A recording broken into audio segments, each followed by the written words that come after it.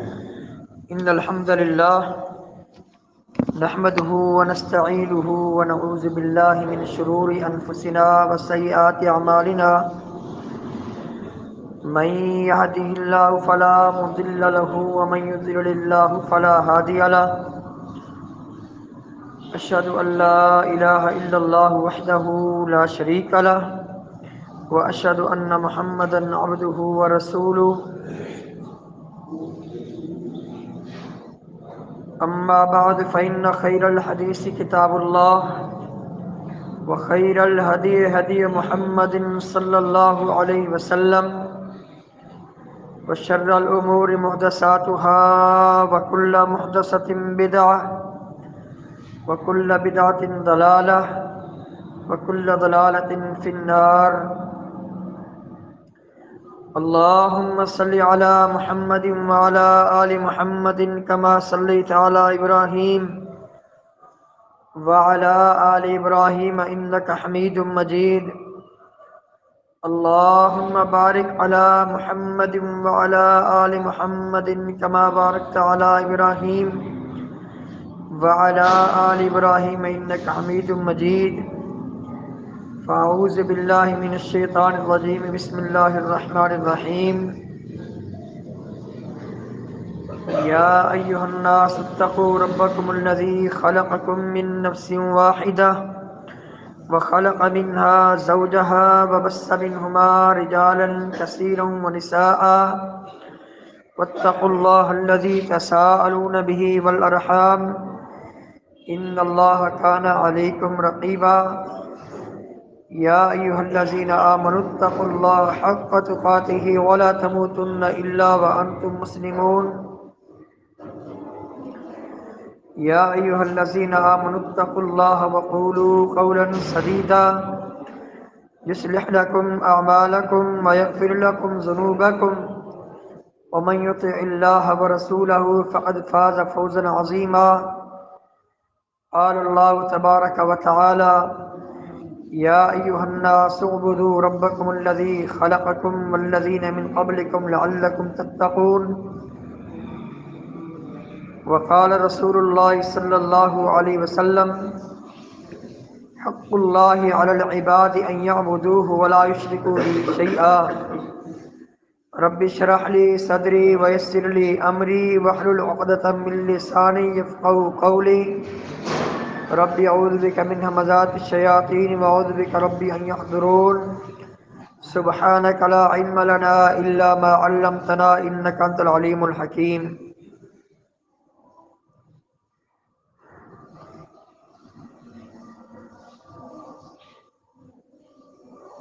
کوئی عمل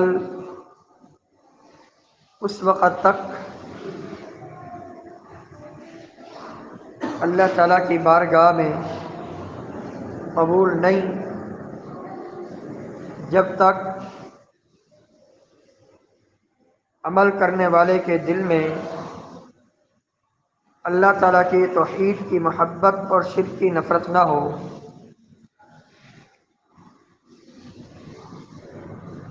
شرک کی موجودگی میں عمل کی کوئی حیثیت نہیں ہے. ہر عمل کی قبولیت کی بنیادی شرط اللہ تعالیٰ کی توحید کے ساتھ محبت اور شرک کے ساتھ نفرت ہے.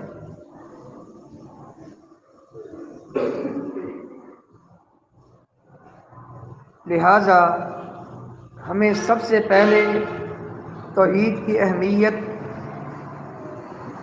اور اس کی فضیلت کو سمجھنا چاہیے اور توحید کو سمجھنے کی ہر وقت کوشش میں لگے رہنا چاہیے، کیونکہ جب تک توحید نہ ہو اس وقت تک عمل اللہ تعالیٰ کی بارگاہ میں قبول ہی نہیں. اور اگر کوئی مشرک عمل کرتا ہے، عمل کرتے کرتے اسی حال میں جاتا ہے، تو کل قیامت کے دن وہ میدان معاشر سے ہی اسے اٹھا لیا جائے گا اور جہنم میں پھینک دیا جائے گا۔ صحیح بخاری کی حدیث، نبی کریم صلی اللہ علیہ وسلم نے فرمایا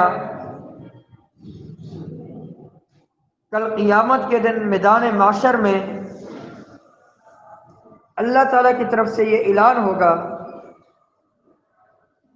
اور یہ اعلان کرنے والے اللہ تعالیٰ کے فرشتے ہوں گے کہ اس وقت میدان معاشر میں جو بندہ دنیا میں اللہ تعالیٰ کو چھوڑ کر جس چیز کی عبادت کیا کرتا تھا وہ اس کے پیچھے چلا جائے، وہ اس کے ساتھ چلا جائے، وہ اس کے پاس چلا جائے، ایسے شخص کے لیے اللہ تعالیٰ کے پاس سوائے جہنم کے کچھ بھی نہیں۔ تو میدان معاشر سے ہی مشرکین کو، جو اپنے اعمال میں، اپنے عقائد میں جن نے شرک کیا، جن کے عقائد میں شرک تھا، جن کے اعمال میں دنیا میں شرک تھا، میدان معاشر سے ہی ان کو اٹھا کر جہنم میں پھینک دیا جائے گا۔ صحیح مسلم کی حدیث، نبی کریم صلی اللہ علیہ وسلم نے فرمایا، حدیث قدسی ہے، اللہ تعالیٰ فرماتا ہے انا اغنى الشركاء عن الشرك من عمل عملا اشرك فيه معي غيري تركته وشركه فهو للذي اشرك۔ اللہ تعالیٰ فرماتا ہے جس کسی نے کوئی نیک عمل کیا اور اس نیک عمل میں میرا کسی کو شریک بنایا، عمل نیک ہے لیکن اس نیک عمل میں اس نے میرے ساتھ کسی کو شریک کیا، تو میں کیا کرتا ہوں، ترکتہ وشرکہ، اس کے عمل کو چھوڑ دیتا ہوں، جو اس نے میرے ساتھ شرک کیا ہے اس کے شرک کو بھی چھوڑ دیتا ہوں۔ فَهُوَ لِلَّذِي أَشْرَكَ، میں کہتا ہوں جو تم میرے لیے جو عمل کر رہا ہے، حج، عمرے، صدقات و خیرات، نمازیں، وہ بھی جا اس کو دے جس کو تو نے میرا شریک مقرر کیا ہے، مجھے تیرے اس عمل کی کوئی ضرورت نہیں۔ وَأَنَا مِنْهُ بَرِيءٌ، اللہ تعالیٰ فرماتا ہے میں اس سے بری ہوں، مجھے اس کے عمل کی کوئی ضرورت نہیں، جتنے چاہے حج کرے، عمرے کرے، نمازیں پڑھے، نفلی روزے رکھے، راتوں کے قیام کرے، جب تک یہ مشرک ہے اللہ تعالیٰ کہتا ہے مجھے تیرے عمل کی کوئی ضرورت نہیں۔ صحیح مسلم ہی کی حدیث ہے، نبی کریم صلی اللہ علیہ وسلم نے فرمایا کل قیامت کے دن ایک گردن نکلے گی جہنم سے، بہت بڑی اس کی ڈرانی شکل ہوگی، اللہ تعالیٰ کی طرف سے وہ اعلان کرے گی مجھے میرے رب نے مقرر کیا ہے اس کام کے لیے کہ جو بھی اس وقت میدان محشر میں مشرک ہے اللہ تعالیٰ کے ساتھ، جس نے شرک کیا، میں اس کو حساب کتاب سے پہلے اٹھا کر جہنم میں پھینکوں۔ تو یاد رکھیے اپنی عبادات کو خالص کیجیے اپنے رب کے لیے، اللہ تعالیٰ کے لیے، اور اگر کسی عبادت میں شرک ہوا یقین جانے ایسا کرنے والا بہت بڑا ظالم ہے، اور جو ظالم ہوتے ہیں اللہ تعالیٰ ان کو ہدایت نہیں دیتا۔ ان اللہ لا یہدی القوم الظالمین، اللہ تعالیٰ فرماتا ہے ظالموں کے لیے ہدایت کے دروازے بند ہو جاتے ہیں، اور جو شرک کرتے ہیں اس سے بڑا ظالم کوئی نہیں۔ وقت کی عظیم شخصیت لقمان حکیم علیہ السلام اپنے بیٹے کو سب سے پہلے یہی نصیحت فرماتے ہیں۔ ان کی نصیحت کی اہمیت کی وجہ سے اللہ تعالیٰ نے ان کی نصیحت کو قرآن بنا دیا۔ اپنے بیٹے سے کہتے ہیں یا بنیا، اے میرے پیارے بیٹے، لا تشرک باللہ، اللہ کے ساتھ شرک نہیں کرنا۔ کیوں؟ اس لیے کہ ان الشرک لظلم عظیم، شرک یہ ظلم عظیم ہے۔ تو پتہ یہ چلا جو شرک کرتا ہے وہ ظلم عظیم کا ارتکاب کرتا ہے، وہ بڑا ظالم ہے۔ جب تک وہ تائب نہیں ہوگا، جب تک وہ شرک سے کلی طور پر اجتناب نہیں کرے گا اس وقت تک وہ بڑا ظالم ہے اور وہ ظلم عظیم کا ارتکاب کر رہا ہے۔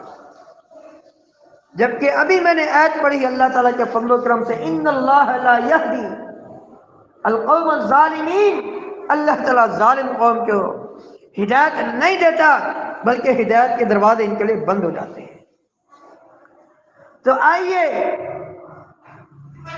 یہ تہیہ کریں کہ ہم نے پوری زندگی کلی طور پر سب گناہوں سے بچنا ہے، لیکن خاص کر ظلم عظیم سے بچنا ہے، شرک سے بچنا ہے۔ اور جو مشرک ہے وہ اللہ تعالیٰ کے حق توحید میں ڈاکہ ڈال رہا ہے، کیونکہ توحید اللہ کا حق ہے، اور جو شرک کرتا ہے وہ اللہ تعالیٰ کا حق کسی اور کو جا کے دیتا ہے، اس کو یہ اللہ تعالیٰ کا حق عبادت اس کو دے رہا ہے جس کو وہ اللہ تعالیٰ کا شریک بنا رہا ہے۔ صحیح بخاری کی حدیث، نبی کریم صلی اللہ علیہ وسلم نے معاذ بن جبل رضی اللہ تعالیٰ عنہ سے پوچھا، اے معاذ اتدری ما حق اللہ علی العباد، تم جانتے ہو اللہ تعالیٰ کا حق بندوں کے ذمہ کیا ہے؟ پھر نبی کریم صلی اللہ علیہ وسلم نے خود ہی بتایا، حق اللہ علی العباد ان یعبدوہ ولا یشرکوا بہ شیئا، اللہ کا حق بندوں کے ذمہ یہ ہے کہ بندے اللہ ہی کی عبادت کریں اور اللہ کے ساتھ کسی کو شریک نہ کریں، نہ کسی قبر والے کو، نہ کسی بزرگ کو، نہ کسی مزار والے کو، کسی کو بھی نہیں، نہ کسی حجر کو، نہ کسی شجر کو، کسی کو اللہ کے شریک نہ بنائے۔ برکت صرف اور صرف نیک اعمال کرنے سے حاصل ہوتی ہے۔ نیکیاں کریں گے، یہ نیکی ہمارے لیے برکت کا باعث بنے گی، رحمت کا باعث بنے گی۔ قرآن کی تلاوت کریں گے، یہ بابرکت کتاب ہے، اس کی تلاوت کریں گے، اس کو پڑھیں گے، اللہ تعالیٰ برکتوں سے اپنے خاص فضل و کرم سے بہرہ فرمائے گا۔ یاد رکھیے، برکت کے حصول کے لیے مساجد ہیں، مساجد کی طرف توجہ دیجیے، مساجد کا رخ کیجیے، یہاں نوافل پڑھی ہے، اللہ کا ذکر کیجیے۔ برکت کی جگہ مزارات نہیں بلکہ شرک کے اڈے ہیں، یہاں شرک لوگ کرتے ہیں، برکت اور فیض وہاں سے قطعاً حاصل نہیں ہوتا۔ یاد رکھیے، اگر کوئی شخص اس نیت سے وہاں جا کر چادر چڑھائے، وہاں پھول وہاں رکھے، کوئی خرچ کرے اس نیت سے کہ یہ مزار والے حضرت یہ خوش ہو جائیں، یاد رکھیے یہ شرک ہے۔ خوش کرنا صرف اللہ کو ہے، صرف اللہ ہی سے ڈرنا ہے، اللہ ہی کو خوش کرنا ہے، اللہ تعالیٰ ہی کی رضا ہمیں چاہیے۔ اگر ہم اس عقیدے سے وہاں جائیں گے، کوئی کام کریں گے، عقیدہ یہ ہے تاکہ یہ صاحب خوش ہو جائیں، یہ کل قیامت کے دن ہماری سفارش کریں، اس کا مطلب ہمارا یہ عقیدہ ہے جو ہستی، جو شخصیت منو مٹی کے نیچے دبی ہوئی ہے وہ ہماری یہ حرکات و سکنات دیکھ رہی ہے، حالانکہ یہ عقیدہ شرک ہے، کیونکہ علیم بذات الصدور وہی ذات ہے، سمیع بصیر وہی ذات ہے، وہی دیکھنے والا ہے، وہی سننے والا ہے۔ اگر ہم اس عقیدے سے وہاں جائیں کہ اس ہستی، تاکہ یہ ہستی خوش ہو، یہ راضی ہو، یہ اللہ کے ہماری سفارش کرے، یاد رکھیں یہی تو ہے شرک۔ مکہ کے مشرک یہی کچھ کیا کرتے تھے۔ تو خدا را امیدیں اللہ تعالیٰ کی ذات سے وابستہ رکھیں، ان سے امیدیں نہیں، بلکہ یہاں ایمان برباد ہوتا ہے، ایمان خراب ہوتا ہے۔ صحیح حدیث ہے نبی کریم صلی اللہ علیہ وسلم کی، اللہ تعالیٰ فرماتا ہے، جامع ترمذی کی حدیث ہے، یا ابن آدم، اے ابن آدم، انک لو لقیتنی بقراب الارض خطایا ثم لقیتنی لا تشرک بی شیئا لاتیتک بقرابها مغفرا۔ یا ابن آدم انک ما دعوتنی ورجوتنی غفرت لک، اے ابن آدم اگر تو مجھ سے امیدیں وابستہ رکھے، مجھ ہی سے دعائیں کرے، میری عبادت کرے، اگر تیرے گناہ زمین بھری ہی ہو تیرے گناہوں سے، تبھی میں معاف کر دوں گا۔ اے ابن آدم اگر تیری تیرے گناہوں کی وجہ سے زمین بھر جائے، تو میرے پاس آئے، لیکن تو نے میرا کسی کو شریک نہ ٹھہرایا ہو، میں معاف کر دوں گا۔ یاد رکھیے اللہ تعالیٰ ہی پر توکل کیجئے، وَعَلَى اللَّهِ فَتَوَكَّلُوا إِن كُنتُم مُؤْمِنِينَ۔ کسی تعویذ، کسی گنڈا تعویذ پر، کسی جوتے پر اور کسی ہنڈیا پر توکل مت کیجئے، توکل اللہ پر کیجئے۔ عَلَى اللَّهِ فَتَوَكَّلُوا إِن كُنتُم مُؤْمِنِينَ۔ اگر تمہارے اندر ایمان ہے، رتی برابر ایمان ہے، تو اللہ پر بھروسہ کیجئے، بھروسہ اللہ پر کیجئے، امیدیں اسی سے وابستہ کیجئے، اسی سے ڈریے۔ اللہ تعالیٰ کا فرمان انما ذالکم الشیطان یخوف اولیاءہ فلا تخافوہم وخافون ان کنتم مؤمنین۔ اے مومنو، اگر تم میں ایمان ہے تو مجھ ہی سے ڈرو، کسی اور سے مت ڈرو۔ یہ ڈر ہمارے دل میں اللہ ہی کا ڈر ہو، اللہ ہی کی محبت ہو، اللہ ہی کی رضا مندی پوری زندگی اختیار کرنے کی کوشش کرنے میں لگے رہنا چاہیے، تاکہ اللہ تعالیٰ ہم سے خوش ہو، تاکہ اللہ تعالیٰ ہم سے راضی ہو۔ یاد رکھنا، شرک سے بڑھ کر کوئی بڑا گناہ نہیں ہے، سب سے بڑا گناہ شرک ہے۔ نبی کریم صلی اللہ علیہ وسلم نے پوچھا گیا ای الذنب اعظم عند اللہ، اللہ کے رسول صلی اللہ علیہ وسلم، اللہ کے نزدیک سب سے بڑا گناہ کیا ہے؟ بڑے گناہوں میں سے بھی بڑا گناہ کیا ہے؟ فرمایا سب سے بڑا گناہ یہ ہے ان تجعل للہ ندا وهو خلقک، یہ کہ تو اللہ کا شریک مقرر کر حالانکہ اس نے تجھے پیدا کیا ہے۔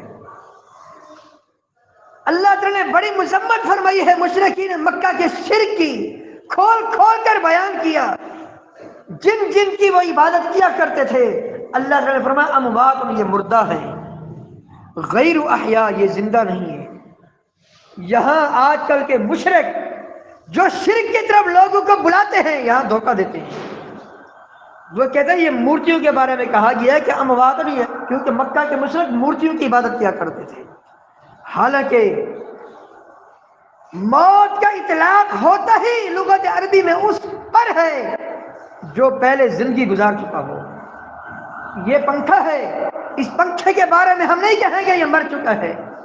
یہ دیواریں ہیں، یہ چھت ہے، یہ تو ہے ہی ایک طرح سے جمادات، ان میں تو زندگی ہے ہی نہیں۔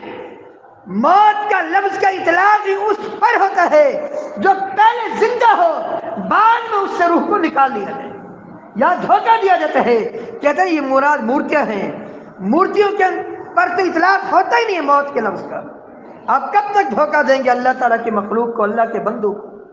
مورتیاں نہیں، مراد وہ بزرگان دین ہیں، وہ ود سوا یغوث یعوق النصر ہیں، دوسرے لات منات عزا ہیں، جن کی مورتیاں بنا کر مکہ کے مشرک پوجا کرتے تھے۔ مورتیاں مراد نہیں ہیں، خالی مورتیاں مراد نہیں۔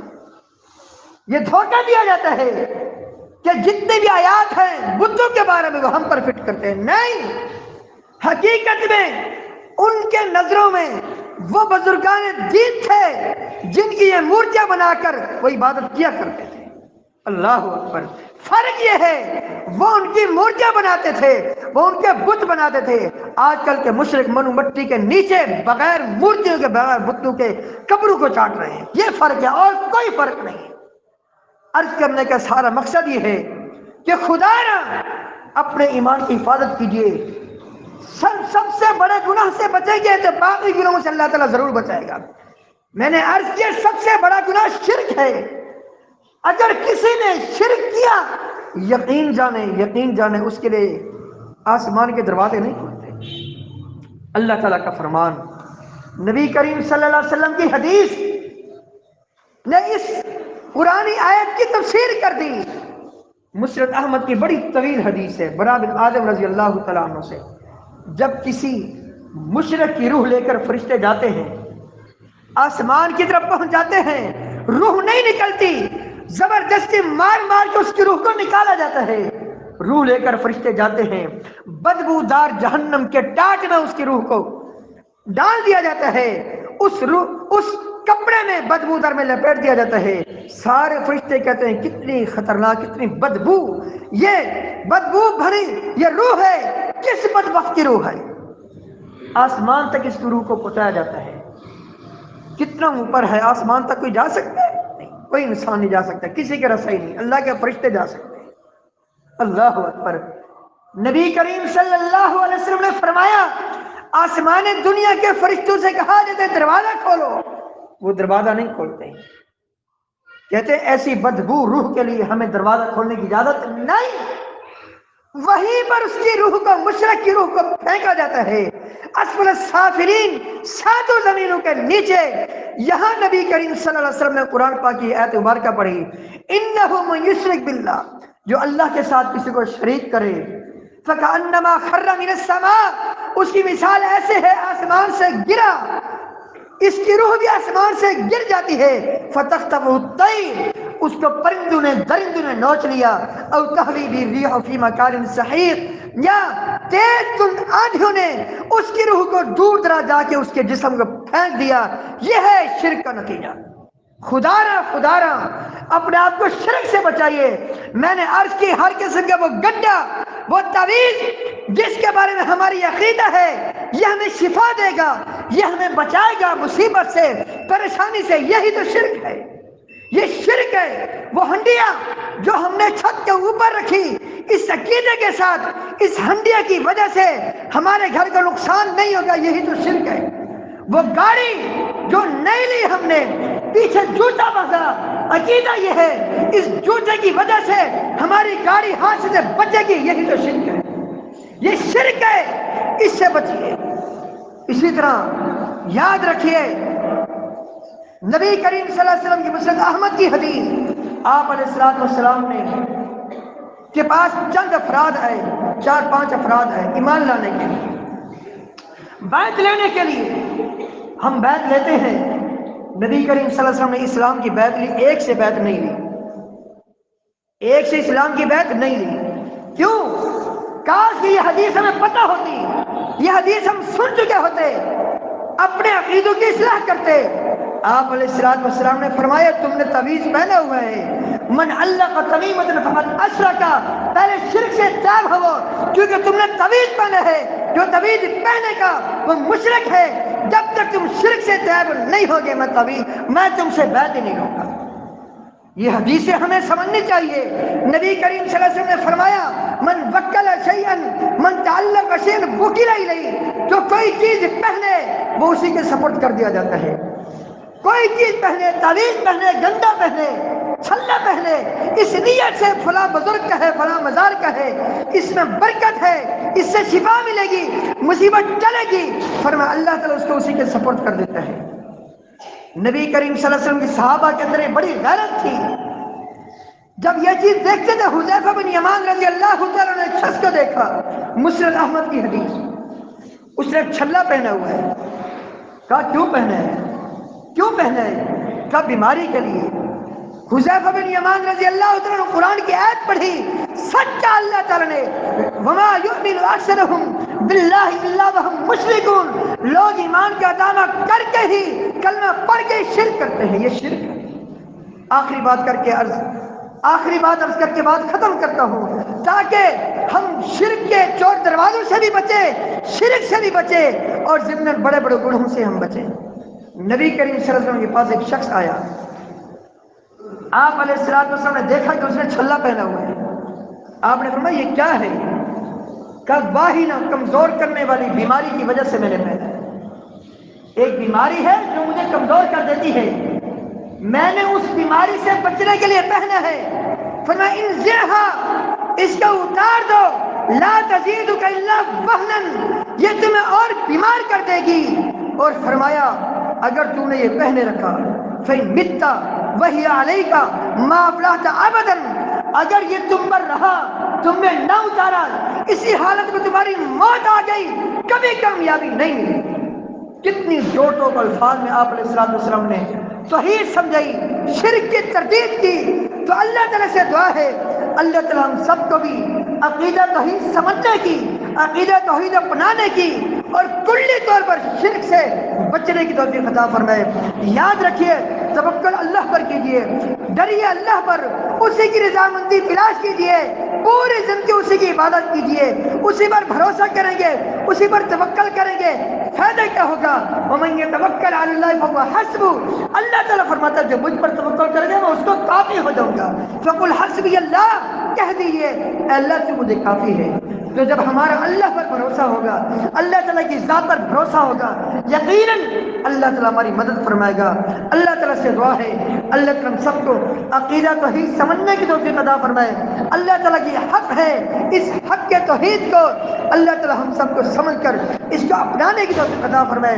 یاد رکھیے سب سے پہلے توحید ہے، باقی سارے کام بعد میں ہیں۔ 13 سالہ نبوت کی زندگی کوئی عمل فرض نہیں ہوا، توحید بتائی، مدینہ میں آ کر احکام فرض ہوئے، پتہ یہ چلا کہ سب سے پہلے توحید ہے، شرک کی تردید ہے، شرک کی نفی ہے، پھر دوسرے اعمال کی اہمیت ہے۔ جو کچھ سنایا اللہ تعالیٰ ہم سب کو اپنے اپنے اس کے مطابق اصلاح کرنے کی توفیق عطا فرمائے۔